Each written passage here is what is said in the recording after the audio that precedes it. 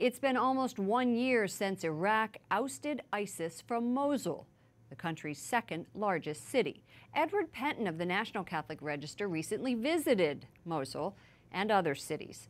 Christians are attempting to rebuild there after undergoing a genocide at the terror group's hands. 2 million Iraqis have been displaced by the war. We're joined by Edward in Rome. We have both been to Iraq to report on Christian persecution.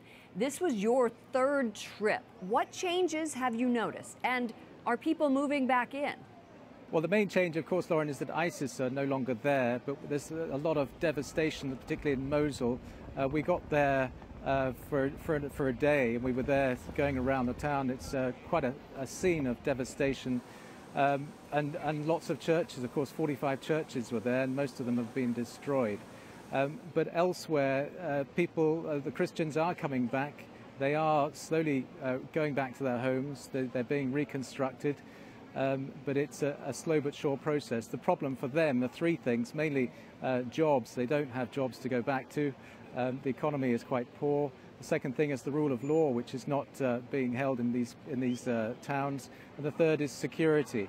And as Archbishop Warder of Erbil told me, it's not just about surviving now, it's thriving. And that's his priority.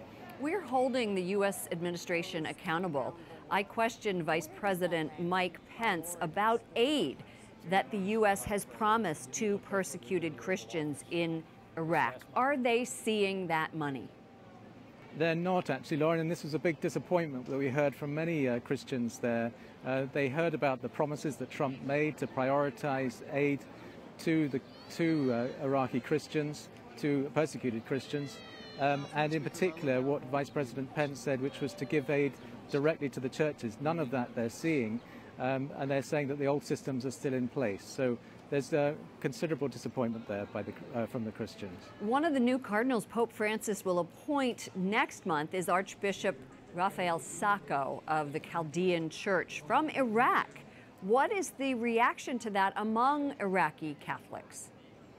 Well, they're very pleased about that, and it gives them hope, as one of the Iraqi Christians told me, the rector of the seminary in Erbil, and he said that it gives them not only hope, but it also helps encourage them to be more active and dynamic, and that's important.